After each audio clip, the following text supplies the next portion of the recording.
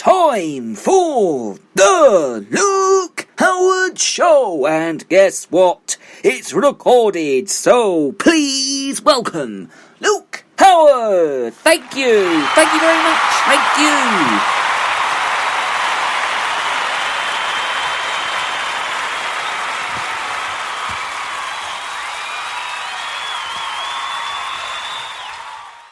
Good morning, welcome to the show. It's great to be back. I hope everyone had a lovely weekend, of course. The first day of our brand new week of the one and the only show. It's Monday the 11th of May. A new week for the one and the only show. And yes, it's great to be back after the wonderful weekend, as I just said, the World War weekend. Did you enjoy it? Did you have a great time? I'm sure you enjoyed it as much as I did. I had so much going on over the weekend. Oh, it was amazing. We had a great big tea party right outside our house. And do you want to know something? We was the only people who actually sat outside and actually did it. We got one of our neighbours to come out as well, sitting there. We went right over the top. We did right over the top. I enjoyed every moment of it, and it was absolutely brilliant. And I'm sure you did as well. Send us your videos and or pictures or whatever you've done over this weekend. To get in touch, it's 07593 847 105. You can start with the word talk and your name if you're texting, or just call, or just email your photos to GaryJHoward68@hotmail.com or 345-457-student.hrc.ac.uk. We would love to see your World War weekend videos, and we'll give you a mention on the show about what you did. It'll be amazing, of course, to see what everyone has done over the weekend. I had a magnificent weekend. We got one of my neighbours to come out. She sat outside her front house and had her lunch, but she went in after 5 minutes. Lunch. We was out from 11:15. We went out at 10:15 in the morning, set it all up. My dad set it up at 8:30. We went out at 10:15 and set it all up. And then we started, after the 2-minute silence, we started at 11:15, and we didn't actually finish it till 6:20 in the evening. So we didn't actually come until about 6 o'clock. So we was out there all day long. It was amazing. But anyway, it was a fantastic weekend, and I want to thank, of course, all my family, and of course, which is my mum and my dad, of course, who helped me do it. It was amazing. And not just that, we also continued the tea party on Saturday, but with a smaller version. We did it with a smaller version, and it was brilliant. The whole lot, from start to finish, was absolutely brilliant. The sandwiches were brilliant. We had so many finger sandwiches, so many great cakes, great teas. We had loads of different tea. I've never drunk so much tea in my life. We had a Mad Hatter's tea party with my Mad Hatter's mug and my Mad Hatter's teapot. It was absolutely brilliant, and I enjoyed it. It was amazing. So, well done. And here's to another 75 years of VE Day, I suppose, because I don't think we'll be celebrating again now for the next 75 years. But it was great. It was absolutely amazing. And I want to start off the show today with talking about a story. It's dedicated to VE Day. And now this is Battle of Britain.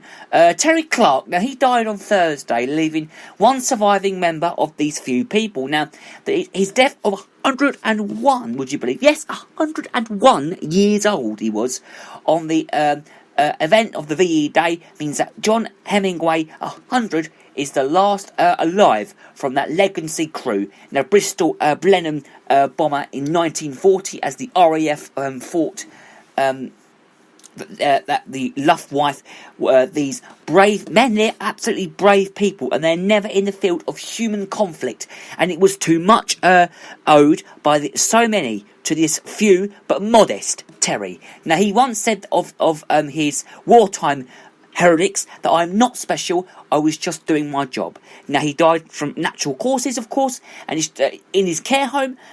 He had not contracted COVID-19. Now, his grandson, Joe Clark, 37, said that he loved life and loved chatting to people. Now, you could guarantee that you would have a sherry, which is true. I know a lot of old people who do drink sherry, of course, and you're hard within 5 minutes of walking into, well, his house. Now, teacher Steve Teasdale, aged 54, an eviction artist and close to his pal, said that the timings of the passing was just before VE Day, and it's so prolongate, and it is a case of mixed emotions today. And if you were going to use the word gentleman for anyone, it would be for him. Now, Terry was born in Croydon, South London, and was volunteered for the Auxiliary Air Force when he was 19 in 1938. Now, during the Battle of Britain, he helped defend vital industrial sites from bombings, and he once said that we were unaware and how vital it was to win. Then Churchill made his famous speech, and he realised what it all meant, I suppose, what it all meant. So, Fit L.I. Clark downed 6 enemy fighters, getting the Disgalactic Vanish Flying Medal and Battle of Britain, going that he also flew on D-Day, protecting troops at Normandy, which is in France, I believe. Whereabouts in France is it? It's just as you come in near Cannes, isn't it? Yeah, that sort of area. So, he tried to rejoin the RAF after the war, but was rejected because he was deaf, of course, in one ear, blimey, due to the fractured skull. Now, friends said that he fell off a bar stool during starting at a woman, and he later married wife Margaret and the 2 sons, but sadly, though, one died from an asthma attack at just 19, and Margaret also died in 2002. Gosh, so he worked in a civil engineering and in a brewery before retiring. Now Terry, who had 3 grandchildren, spent his last years in care near York. Now the RAF Association has arranged for the flag at the National Battle of Britain Memorial to fly at half-mast in honour of Flying Officer John Hemingway. Now, from Dublin, is the last survivor of the few. His plane was shot down 3 times in the Battle of Britain, but he cheated death each time. So, yeah, amazing. Absolutely incredible. And it was nice to start off with a war story. It really was. And, of course, we had that all over the weekend. And, and it was nice to start off with something like that. Okay, so my next thing I'm going to be talking about now is from the Daily Express. Now, this headline reads that 2 school rules pupils part-time. Now, police admitted that they struggled to enforce the lockdown the other day to crowds who gathered in parks and beaches, which is absolutely ridiculous. I think if they're going to open parks and beaches, they must just let it be 2 metres apart. Don't go near anybody. That's what I think. So it was as crowds gathered in parks and beaches and streets to enjoy the glorious sunshine again. Now people were accused. This was on Saturday. They were all accused of ignoring restrictions over the bank holiday weekend. For God's sake, it's happened again. People are gathering in beauty spots and beach sides. It's pathetic. They shouldn't be doing it. They should all be at home self-isolating, like myself, of course. So.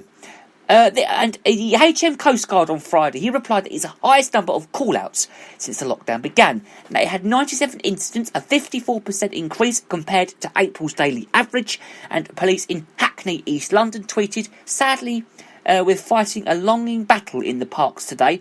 Literally hundreds of people sitting, having pizza, pathetic, beers and wines. As always, a big thank you to those that are observing the guidelines. Well, when they close parks, they don't actually close the full park. They actually just close the playgrounds. They should actually close the full park, to be honest with you, and that's what I think.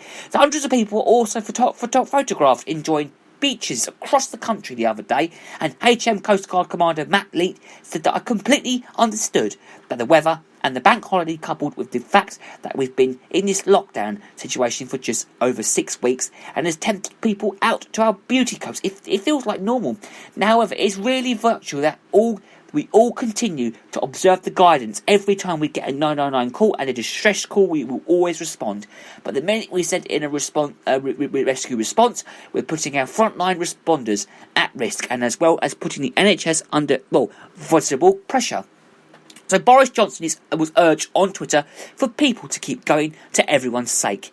Now, police in Scotland and, of course, Chief Constable Ian Livingstone warned that differences in England, Scotland and Wales would make it harder to enforce. He told BBC Radio 4 Today programme that I think it would make the controversy of public messaging harder. People would be hearing different things that when they listen to different forms of media.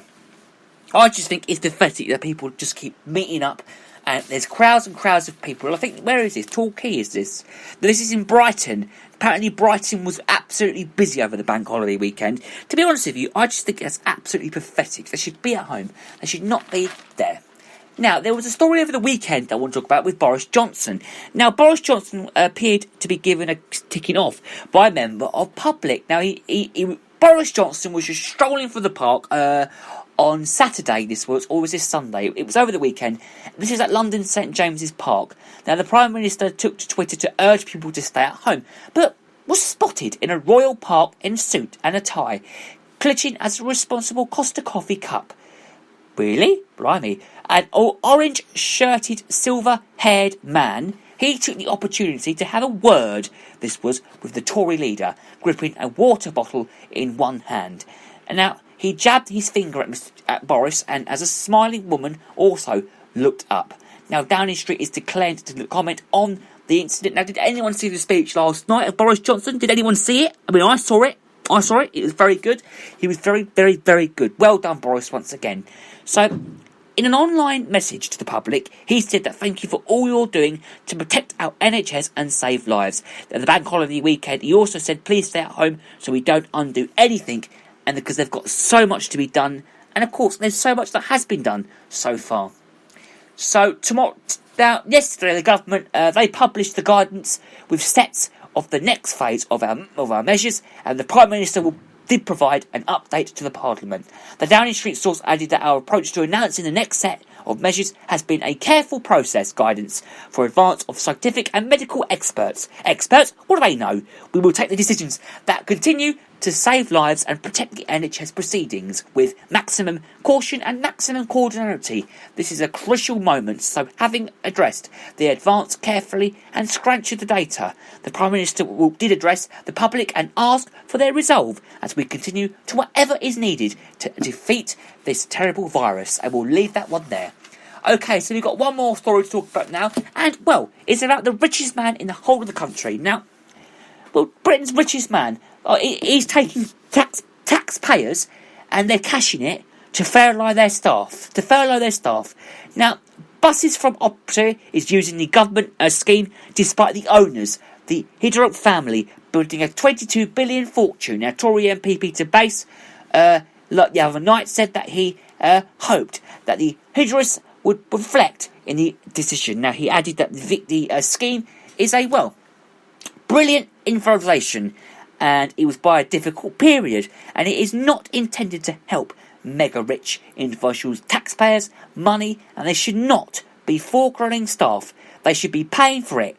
Now, staff, they should also be operating employees, and that they should also be furloughed. The North have been fractured, and the furloughed, and the North Yorkshire based firm, it makes electric buses that are based firm, and it also makes electric buses and diesel, and its parent company is Ashok Leyland, a flagship brand of Indian conglomerate and Hinduich Group. Now, the family topped the Sunday Times and reached the other night. Their fortune rose by another 13 billion. The Hinduich Group employs 150,000 and 40 billion in 2018. Is chaired by Sridhar Hadardi, and he lives in London along with brother Gopi.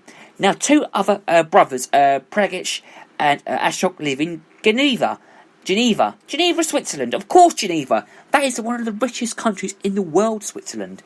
Now, it was also on a road in which the family occupies for connected properties brought from the Queen, of course. The brothers are also the Old War Office building in Whitehall for 350 million in 2014 and are burning into a hotel, and the family's business is based and privatised in 1914. In 2001, Labour Minister Peter Mandlin realised that the MID claims is to use its position to influence the British passport application for Scrilimp. An independent inquiry later found on no wronging for Mr Mandlison or the Hidroblade brothers.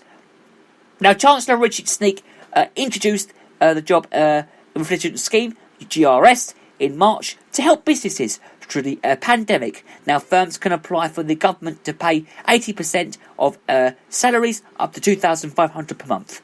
And more than 6 million people are, signed up to the scheme. And Victoria Beckham was forced into a U-turn for furloughing her fashion firm staff. And despite her and husband David's 355 million fortune, Liverpool and Tottenham football clubs have also backfired on using JRS. Now, a statement from Ashok Leyland the other night said that Optra, as a sustainable Ashok Leyland Limited, a limited company incorporated in India, now governed by the independent board, Apache has been a loss-making company for many years for a variety of reasons, but its parent company has stood behind it to keep it going with an instrumented of more than 100 million to date the investment and has allowed the company to create competitive and